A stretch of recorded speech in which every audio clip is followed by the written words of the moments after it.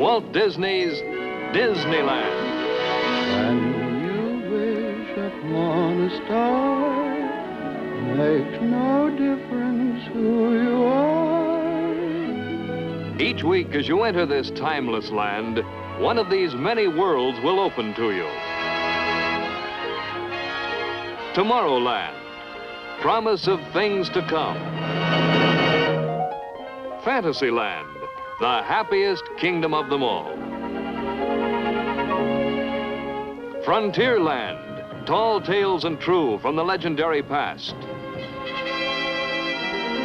Adventureland, the wonder world of nature's own realm. Presenting this week from Adventureland, Behind the True Life Cameras. Now, here is your host, Walt Disney. From time to time on our Adventureland program, it's been our custom to go out into the field and watch our naturalist cameramen in action. Now, these are the men who photograph the nature stories that we call true life adventures. You're liable to meet a true life adventure crew almost anywhere in the world. Australia, Samoa, Japan, and in Alaska and the Yukon Territory, there are several crews covering the wildlife of this region for our true life adventure, the Arctic Wilderness. For each assignment, there's a different problem, and often the scenes behind the camera are just as interesting as the ones before it. And here now to tell you some of the inside stories of the great outdoors is the writer-director of the True Life series, James Algar. One of the most persistent problems facing the True Life adventure cameraman is nature's timetable. He must know exactly when the butterfly will emerge from its chrysalis, where the wildfowl will lay their eggs. In fact, he must not only know when and where things are apt to happen, but he must manage to be there when they do. Now, this wouldn't appear too difficult when the place he's heading for is only a few miles from a large city like Miami, Florida. But just beyond the suburbs of this metropolis lies a vast water wilderness, the Florida Everglades. Unchanged through countless centuries, this primeval swamp is the hiding place for many of nature's most ancient secrets. To explore these mysteries for our feature, Secrets of Life, the True Life cameras must be carried deep into the heart of the Everglades. And this calls for an airboat, a unique combination of floating and flying. This crazy contraption consists of a pontoon, a propeller, and a pilot. It will travel through almost anything from deep water to slick mud, which makes it ideal for use in the marshy Everglades, where the water is often miles wide and an inch deep. The Andersons, Claire and her naturalist photographer husband Bill, are veteran airboaters. To them, this wild ride through a land that time forgot is a matter of daily routine.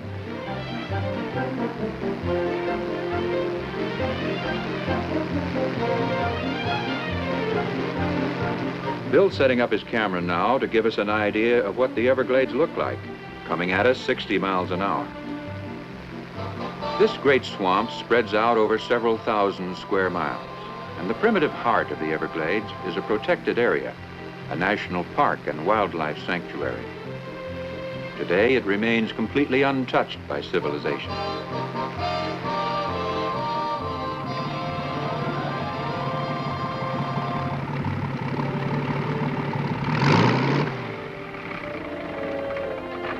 To Bill Anderson, the trackless maze of weeds and water is a familiar place, for his camera has peered into the homes of many of the marsh dwellers. And when he comes upon a bit of floating grass, he knows this is the hidden nest of Mrs. Grebe, a fish-eating bird, who seems to have gone fishing for the day. Bill has been checking this nest periodically, and he's always ready to record any change in the Grebe's domestic affairs. This may be the day for the eggs to hatch. But this is expecting a little too much, so the Andersons carefully leave things as they found them and push deeper into the Everglades. The airboat runs at its best, not in water alone, but over a slippery surface of wet reeds pressed down by its passage. And whenever it gets going full clip, the residents of the swamp hastily concede the right-of-way.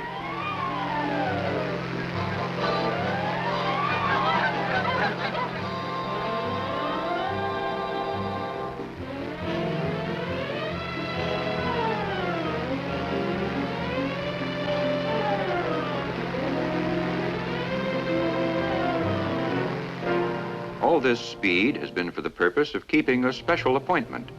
And so this time, Bill passes up many likely camera subjects. A flotilla of pelicans. The blue heron, a feathered spear fisherman without equal.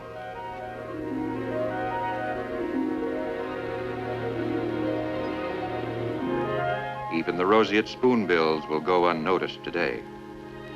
For if Bill's timing is right, one of the smaller marsh dwellers is just about ready to play out his role for our feature production, Secrets of Life.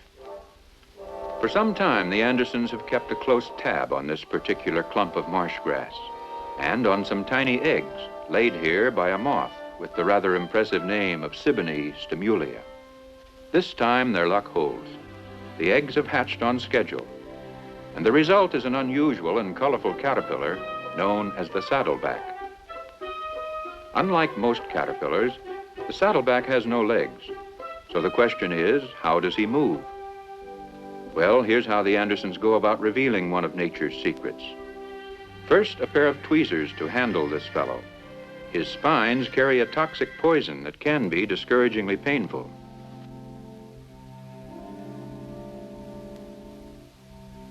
Then, a pane of ordinary glass. And seen from underneath, it's clear that the saddleback moves with an undulating body motion similar to slugs and snails.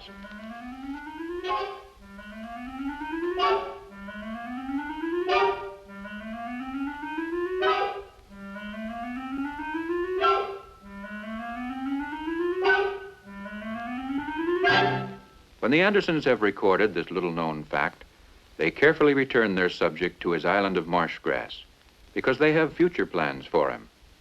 He still has to go through the chrysalis stage, and from that he will emerge as a moth to begin the cycle all over again.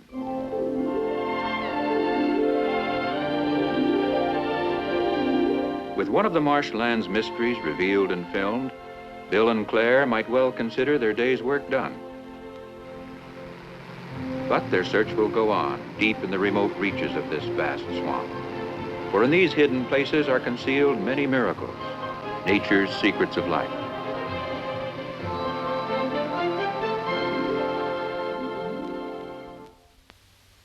Most of us picture the desert country of the Southwest as an arid wasteland of sagebrush and superheated sand.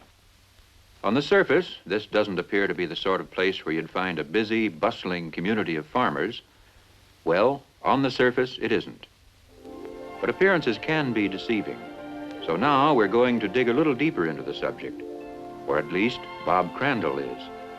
Bob is another of our naturalist photographers, and the farmers here are a colony of leafcutter ants. Their story will play an important part in Secrets of Life. Right now, Bob is about to uncover some of their elaborate underground gardens. It looks like he's a bit over-equipped for the job, but the leafcutters raise their crops as much as 18 feet underground. And so this heavy equipment is not only helpful, it's necessary.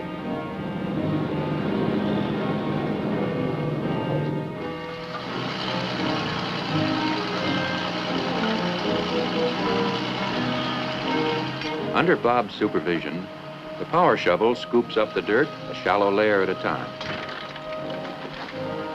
Although the machinery is ponderous, the operation must be delicate and exacting. One false move could seal up minute passageways, destroy the tiny leaf gardens of the underground world.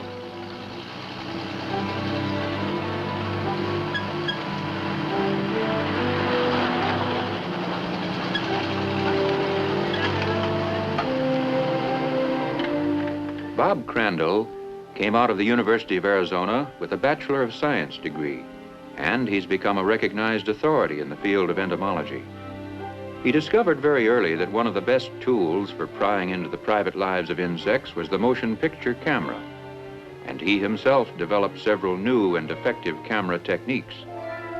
Bob finds his careful engineering has paid off. The power shovel has uncovered some miniature caverns far below the surface.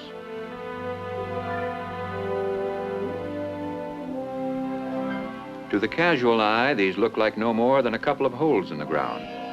But seen through the special lens of Bob's True Life camera, they become the quarter-section farms of the leafcutter ants.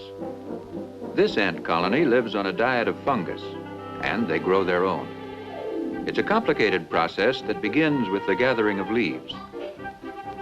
In a perfectly organized community operation, each ant carries out an assigned task. Of course, just who decides the assignments and gives the orders isn't known. But each individual does have a responsibility, and he performs only his own job. Many work above ground, cutting leaves from a great variety of shrubs and plants. A constant supply of this raw material is needed.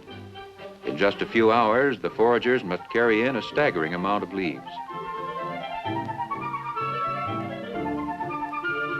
Meanwhile, other workers are busy chewing the leaf harvest into a paste, and then it's hung on the walls and ceilings of the underground rooms.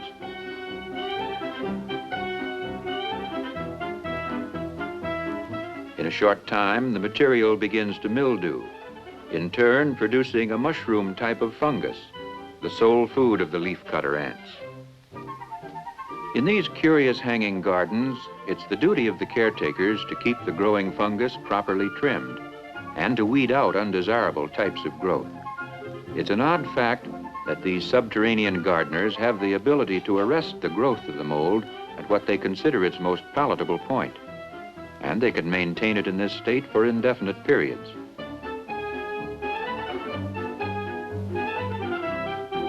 Stranger still, when the ants decide to abandon a garden, normal growth resumes, and soon mold takes over the tiny cellar. In nature's world, there are many mysteries that may never be explained, yet they can be exposed. And through the True Life cameras, we see nature at work and view as never before her innermost secrets of life. Often our naturalist photographers film the true life adventures in areas completely isolated from civilization. Al and Elma Milotte, for instance, spent nearly 3 years in the African bush country, filming the story of the African lion. Now, of course, to tell all the story behind their true life cameras would take, well, nearly 3 years. So I'm going to recall just a few of the highlights. In the heart of the dark continent, Mount Kilimanjaro rises 19,000 feet into the African sky. Here in the shadow of this majestic peak lies the realm of the African lion, king of beasts. The lion's subjects are the restless grazing herds that roam far and wide across the limitless plains. This photographer's paradise was the happy hunting ground of Al and Elma Milotte. Each day they would plan the area to be covered and then take off in their combination camera truck, home, and mobile blind.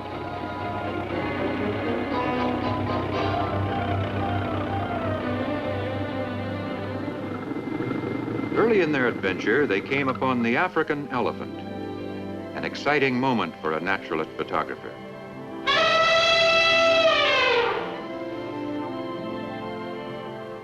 These are the largest of all the land-dwelling mammals, and they have a chapter all their own in our motion picture, The African Lion.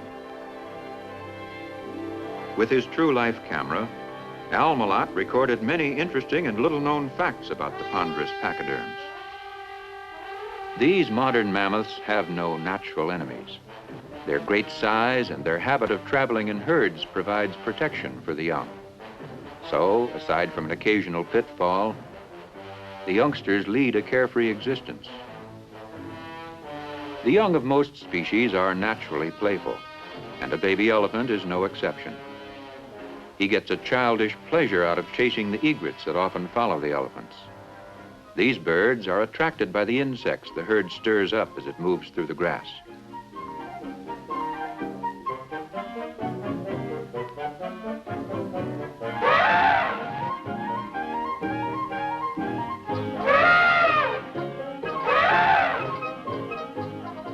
This youngster may be big stuff among his feathered friends, but when the herd moves on, he's just another tiny toddler.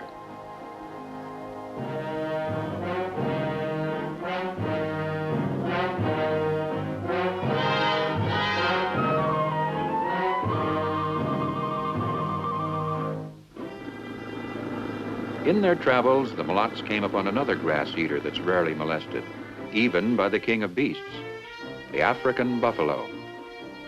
A pair of horns that often spread 4 feet across, and a completely unpredictable disposition make him one of the most dangerous of African animals.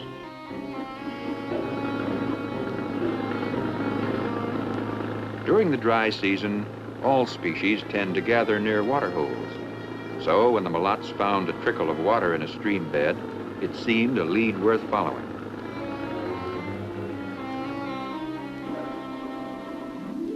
Where the trickle spread out into a shallow mud-rimmed pool, Al found signs of many animals. The tracks, all coming from the same general direction, indicated a concentration of wildlife somewhere nearby.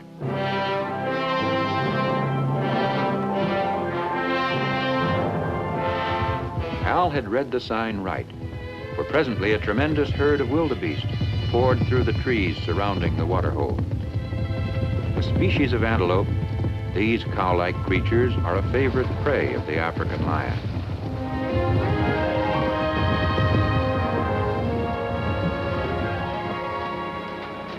Backtracking along their trail, our one-couple safari rumbled past a flock of African vultures.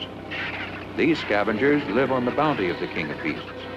Their presence is a sure sign that lions are somewhere very close.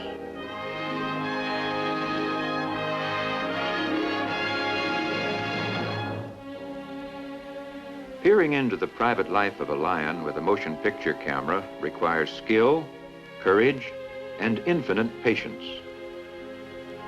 For 3 years, the Milottes literally lived with the lions. In fact, the camera truck became such a familiar sight in lion country, the big cats grew quite accustomed to it, and soon resumed the normal pattern of their daily lives. It was then that Al Milotte got his true life camera rolling to film all the intimate details of a lion's home life. It's scenes such as these that make our motion picture, The African Lion, a unique film document, entirely true, completely unstaged. In it, we are privileged to see the African lion as he really is, and as he has never been seen before.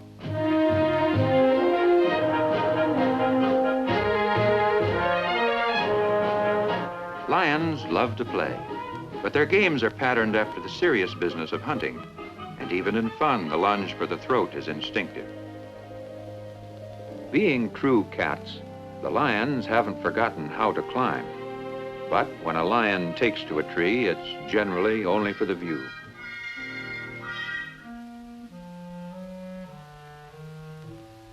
A family of lions is called a pride. It includes all the members of several generations, and for the most part, they're just one big happy family.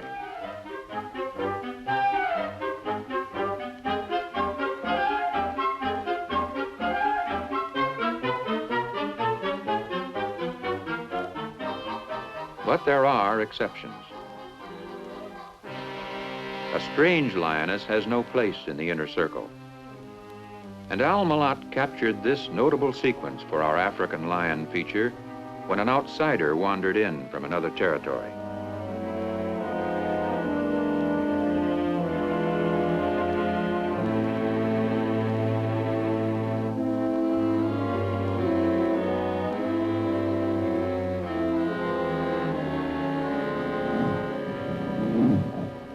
Before the newcomer knows what's happening, she's surrounded by snarling fury.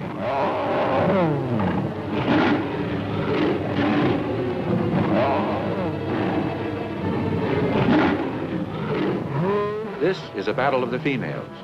For some reason, the mothers in the pride seem to feel that the visiting lioness is a menace to their cubs.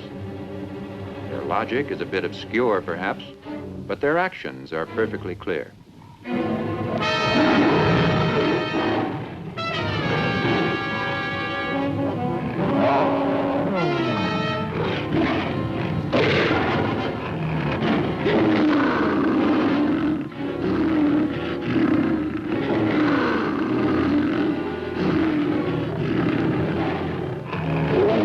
The male lion plays a minor part in the affair.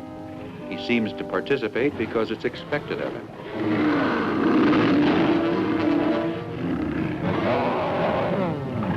up against an enraged lioness, his heart isn't really in it.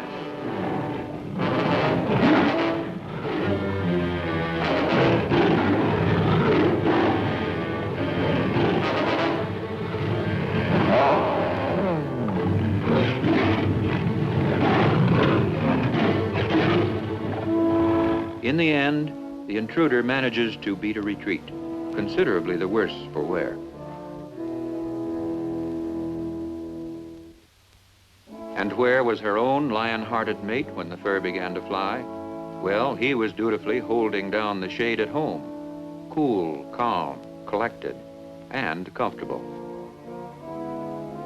But when the real head of the royal household limps home, she's in no mood to share the shade, and says so in no uncertain terms.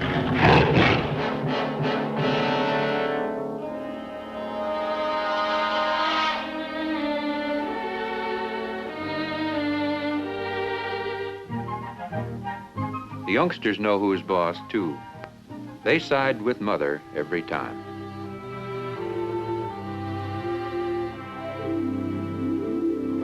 At the height of the dry season, the Milottes came upon one of Africa's most dramatic spectacles. This time of year, hot tropical winds whirl the powdery topsoil high into the air in twisting columns called dust devils. They merge, grow, and gain in strength. Soon, great dust storms sweep across the parched plains. The few remaining water holes dry up and disappear, and the grazing herds now must begin a long trek in search of new watering places.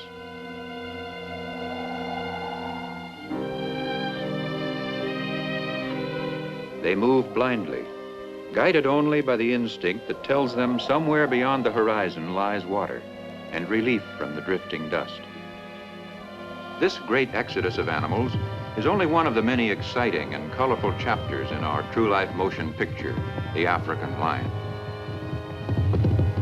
Strangely, the king of beasts must join this mass migration too, for the grazing herds are his staff of life, and where they go, he must follow. And so the lion is both a slave and a king, just as the lion's realm, so vast and varied, is at once the setting and the substance of his story. A story of limitless plains and wildlife in countless numbers. A story of life and death in the shadow of Kilimanjaro. Indeed, the story of the African lion is the story of Africa itself.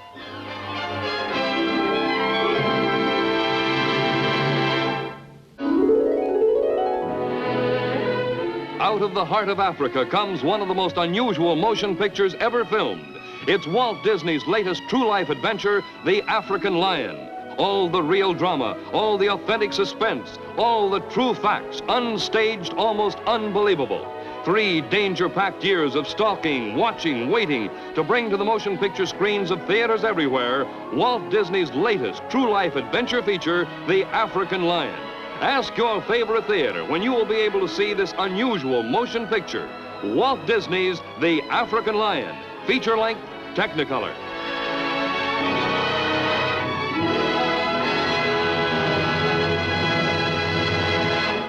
This has been an ABC Television Network film presentation.